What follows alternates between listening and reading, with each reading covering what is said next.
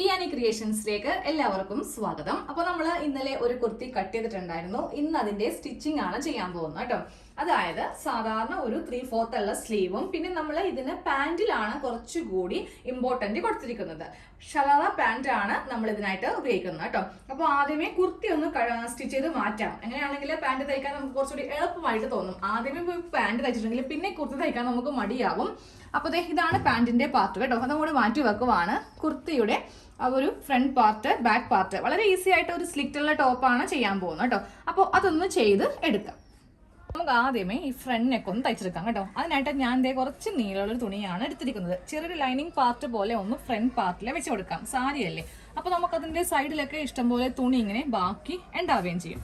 അപ്പോൾ അതിങ്ങനെ വെച്ചിട്ട് ഈ ഒരു നെക്ക് ഒന്ന് തയ്ച്ച് എടുക്കാം കേട്ടോ. തയ്ച്ച് കഴിഞ്ഞിട്ട് ആ ഒരു കഷ്ണം ഒന്ന് കട്ട് ചെയ്ത് മാറ്റുക. എന്നിട്ട് അവിടെ എവിടെ ഇങ്ങനെ ചെറിയൊരു കട്ടിങ് ചെയ്ത് കൊടുക്കുക. എന്നാലേ നമുക്ക് ആ നെക്കിന്റെ ഷേപ്പിൽ കിട്ടുകയുള്ളൂ. ഇനി ഇത് നല്ല വശം വെച്ചിട്ട് ഒന്ന് പതിച്ചടിക്കണം. എന്നിട്ട് ഇത് ഉള്ളിലേക്ക് ഒന്ന് തയ്ച്ച് വെക്കുക കേട്ടോ. ഫ്രണ്ട് നെക്ക് കഴിഞ്ഞിട്ടുണ്ട്. ഇതും കൂടി മാറ്റി വെക്കാം. കണ്ടില്ലേ, ചെറിയൊരു ലൈനിങ് പോലെ നമ്മളിങ്ങനെ കൊടുത്തിട്ടുണ്ട് കേട്ടോ. ഇനി ആ ബാക്ക് നെക്ക് തയ്ക്കാം. 2 ക്രോസ് പീസ് ഞാൻ ഒന്ന് കട്ട് ചെയ്തെടുത്തിട്ടുണ്ട്. എന്നിട്ട് ബാക്ക് നെക്ക് ഒന്ന് തയ്ച്ച് എടുക്കാൻ പോവാം.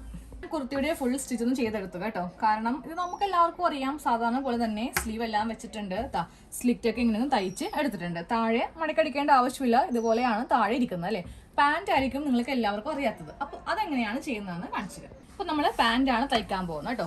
ഇതുപോലത്തെ 2 കഷ്ണം തുണിയില്ലേ, അതില് ഇതിന്റെ ഈ ഒരു ഭാഗത്ത്, മുകൾ ഭാഗത്ത്, താഴെ ഭാഗത്ത് ഈ ഒരു ഭാഗം നമ്മൾ വെക്കുന്നുണ്ട്. അപ്പോൾ ഇതിന്റെ ഈ ഒരു ഭാഗത്ത് നമ്മൾ കുറച്ച് പ്ലീറ്റ്സ് ഒന്ന് ഇട്ട് എടുക്കാം.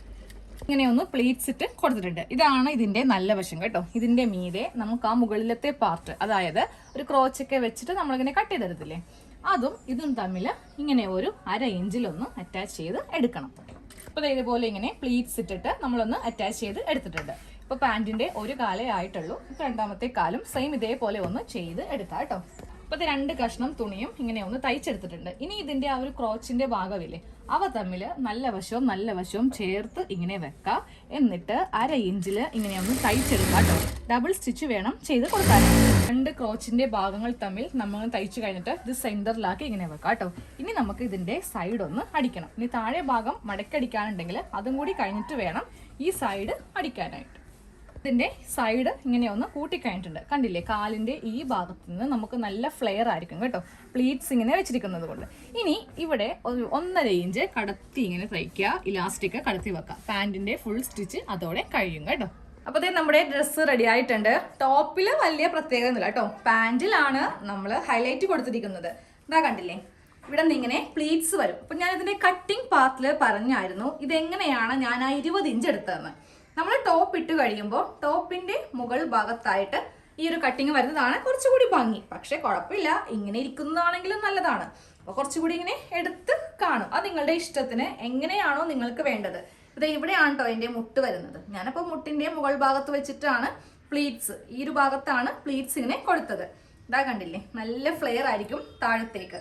പൊക്കത്തേക്ക് സാധാരണ നമ്മൾ പ്ലാസോ പോലെ തന്നെ, താഴേക്കാണ് ഇങ്ങനെ അങ്ങോട്ട് ഫ്ലെയർ ആയിട്ട് വരുന്നത്. ഇതാണ് ഈ മോഡലിന്റെ പേരാണ് ഷറാറ എന്നുള്ളത്. ഓക്കെ, അപ്പോൾ ഇനി ഒരു പ്രാവശ്യം ഇതുപോലത്തെ ഒന്ന് തയ്ച്ച് നോക്കുക കേട്ടോ.